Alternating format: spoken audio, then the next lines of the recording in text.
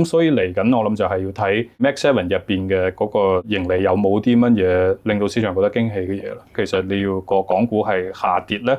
其實個機率就唔係話特別大嘅。咁但係當然你如果去同美股比較咧，美股真係有一個比較實際啲嘅，同埋已經進行咗一段時間嘅產業革命。但係我哋覺得呢一個係遍及全個美國服務業經濟體系嘅一個變革嚟嘅，慢慢係會見到啲嘢。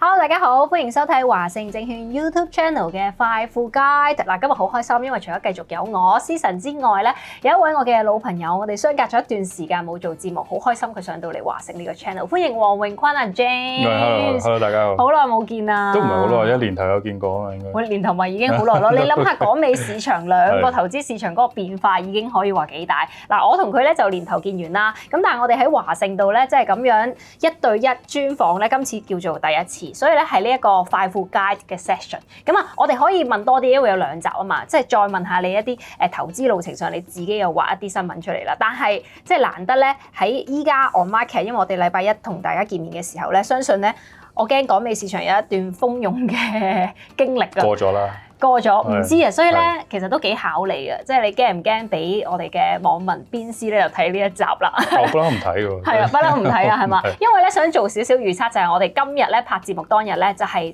習特會咧係未見嘅，但係即將就迎嚟㗎啦。咁大家都知道 Trump 個 style 㗎啦，係咪先？翻來又覆去，我哋呢一刻咧都唔夠膽講佢哋真係可以會到面，因為未到新聞出嗰刻咧，我都唔信佢哋真係會咗先嘅。都好想難得見到你咧，叫做少少預測啦，因為成個市場都幾跟中美雙方嗰個關係去走㗎嘛，大家經歷過之前一波突然間嘅跌浪，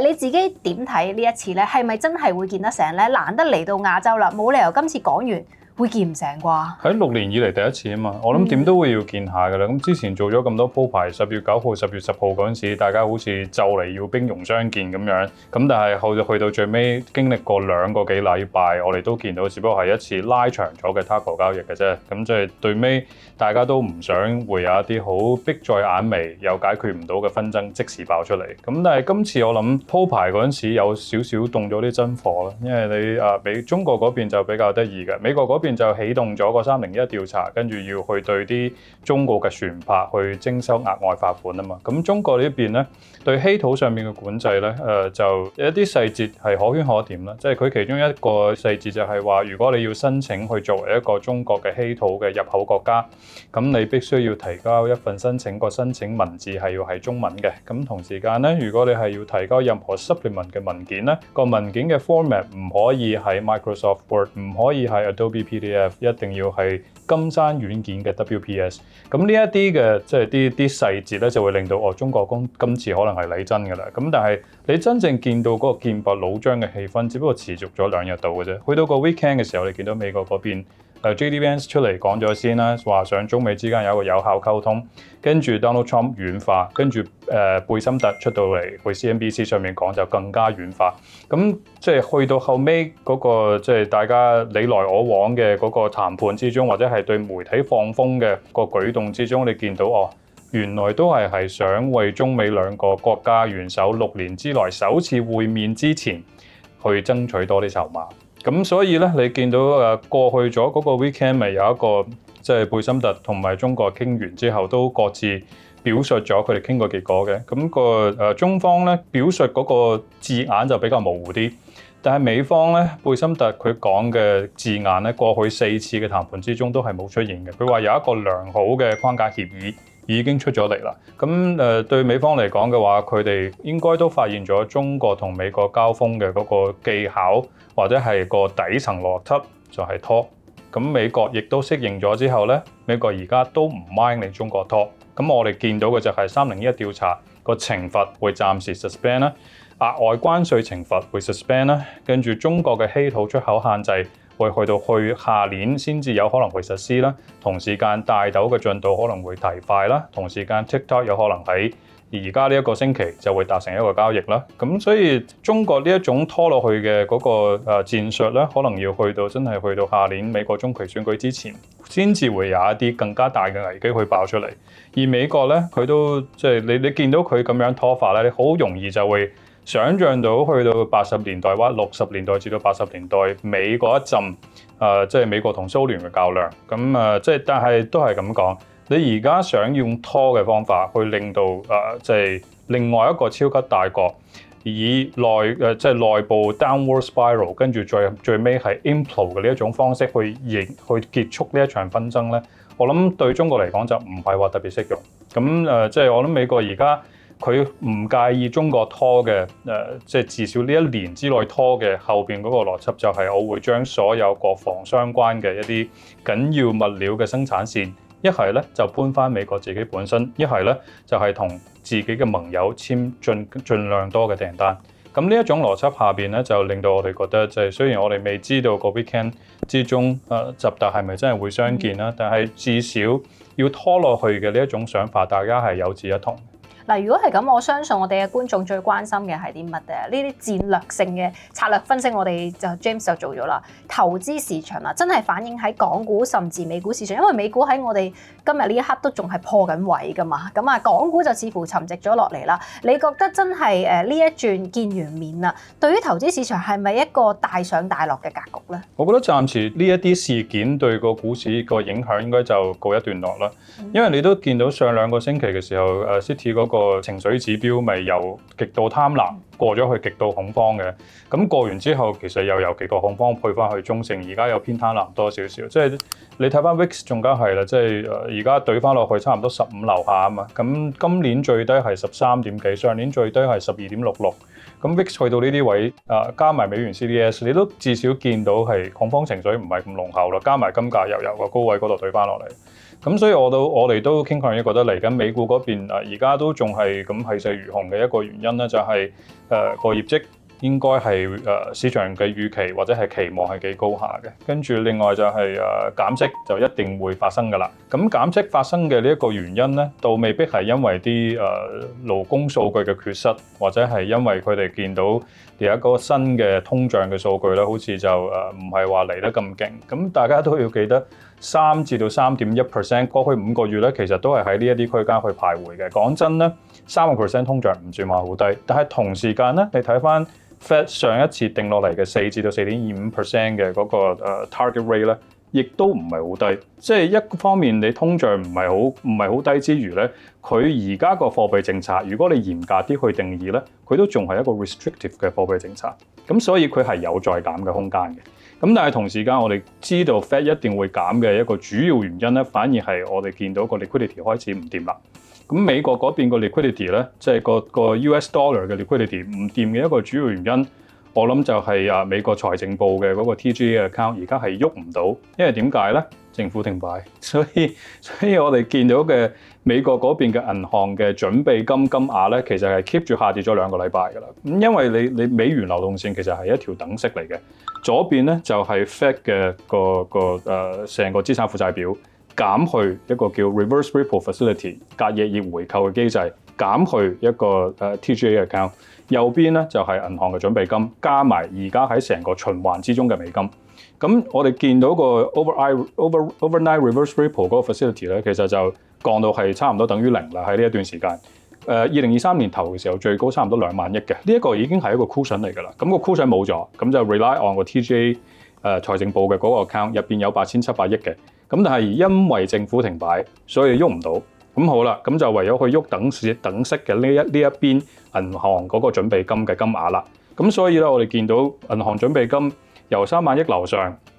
跌到去3萬億樓下，而家 keep 住跌咧，就跌到去29300億度。咁所以即係呢一個3萬億呢條界，我諗 FOMC 係睇得非常之緊張嘅。樓上就覺得係舒服地充裕，樓下咧就已經係有少少焦慮地緊缺。咁所以我諗佢哋個息口嘅嗰個決定咧，就一定會減25個點子。呢個變相又係市場係好大程度上面已經 expect 咗一樣嘢。咁所以嚟緊我諗就係要睇，尤其 Max 7入邊嘅嗰個盈利有冇啲乜嘢令到市場覺得驚喜嘅嘢啦。嗱，你講到盈利表現就啱啦，因為咧我最新都有睇Bloomberg嗰份 report 啦，其實佢都計過條數嘅，即係截至目前為止啊嚇，喺標指成分股裏邊嘅上市企業咧，其實有接近70%咧出到嚟個成績表都係比市場預期好嘅。咁而呢個比率咧，其實話係近呢4年以嚟最高嘅。咁所以有機會就係咩咧？嚟緊啲大行咧都可能繼續上調一個盈利預測添。即係其實咧，我唔知 James 你記唔記得啦？我哋早1-2年開始做節目嘅時候咧，幾乎每季嘅業績期我哋都有講緊，好驚咧就係美企唔能夠維持一個咁高盈利增幅嘅。咁點知佢哋真係揾到錢，揾到依家都仲可以係好過預期。兼最新呢份 report 出到嚟都係，喂，原來有接近70%嘅標指嘅成分股嘅企業都係可以做到咁。係咪有少少出乎意料之外咧？係咪真係可以維持到落去，而帶挈美股年年破頂嘅走勢咧？係呢個要分兩樣嘢去睇咧。第一個就係真係個盈利增長啦，個 EPS 增長；另外一個就係個 EPS 同上年增長個幅度對標普自己本身個 aggregate EPS 增長幅度個貢獻，究竟邊個最大？其實過去呢幾季咧，我哋睇 Mac 7入邊大嘅公司咧，幫標普嘅 EPS 增長貢獻速度咧，可能最開頭係有5間，跟住就變咗4間。上季就可能2間，今季就淨係得1間，就係得 Nvidia 嘅啫。因為大家個基數都已經幾高下啦。咁但係 Nvidia 咧就係高屋建瓴啊嘛，佢係越嚟越高嘅同時，佢個增長速度都仲係可以 keep 到。我哋淨係講今個 quarter 啦，你頭先講70%應該係 year to date 嗰個統計，係咁今個 quarter 就暫時未有咁多公司公佈咗出嚟，咁但係公佈咗嗰啲咧都超過87%，佢個盈利增長速度係高過市場預期嘅。咁但係你話市場預計幫成個標普500咁多指數成分公司貢獻嗰個盈利增長速度最高嘅咧，就淨係得 Nvidia 一間。Mac 7入邊淨係得 Nvidia 一間。跟住係啲咩咧 ？Eli Lilly 啊，Micron 啦，Intel 啦，呢一啲上一年第3季基數好低嘅嗰啲企業，反而會幫個增速 EPS 增速貢獻多少少。咁但係如果你話成個Mac 7入邊，我諗而家市場都係預計今個季度其實係會 aggregate 有15% 左右嘅盈利增長啦。跟住咧個 narrative 有少少變化嘅咧，就係而家有2種分類去睇標普493嘅。即係除咗啲超級巨型公司之外嘅嗰啲標普指數成分公司，493間公司係啦。咁而家我哋見到就係啦，你上年其實差唔多又係呢個時候，啲人就估啊，標普嘅盈利貢獻者入邊 Mac 7個貢獻嘅比率會慢慢下降，標普493其他嘅公司咧會慢慢上升。今年頭3季我哋都見唔到呢個現象，咁啲人有啲就已經轉態啦，就覺得下年其實都係咁噶啦，都係 Mac 7會貢獻住成個標普嘅一個盈利增長速度嘅啫。標普493咧反而會出現一個負嘅盈利增長。咁有啲就話都唔係，我持續上年嗰個意見 ，Mac 7嗰個盈利貢獻咧會慢慢下降速度，但係標普493咧反而會慢慢 pick up，跟住就令到下年個標普嘅成個 aggregate 個預測咧係會出現一個正數。咁我哋暫時去睇個意見，我哋偏向於第一邊嘅。我哋覺得標普493應該都仲係未得，應該主要而家都係靠 Mac 7去貢獻啦。好啊，咁啊當係一個睇下可唔可以做到神預測咯，因為即係正如我話齋啦，喺我哋今日拍攝當日咧，嚟緊就係 Mac 7大部分嘅公司會出業績，又係嚟緊嘅習特會喎，咁所以點解我哋講咗咁多即係最新嘅資訊就係好啦，大家又可以睇下 James 今集可唔可以做到神預測啦咁啊！但除此之外，因為我哋都集中講咗好多美股，都想追問埋，因為太耐冇同你講港股啦，因為頭先我哋講嘅即係呢一連串資訊咧，都好影響住美股究竟可唔可以持續做破頂呢個趨勢啦，咁但係咧睇翻港股今年以嚟嘅表現咧，好多人都話要喺港股市場賺錢係易咗好多噶嘛，比起即係早2年甚至全年嘅表現，我哋比大部分嘅市場都為之好啦。究竟去到年尾呢啲時間，你覺得港股仲 keep 唔 keep 得到咧？港股我諗主要幾個地方可以有市場覺得有個依靠咯。第一個就係個 policy put。人哋始終都係覺得個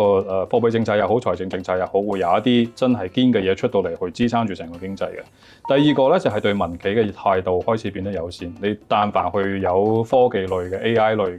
嘅相關營業範圍嘅公司咧，其實而家個營運環境會好過2年前。咁第三個咧就係一個資金流嘅 put 個 flow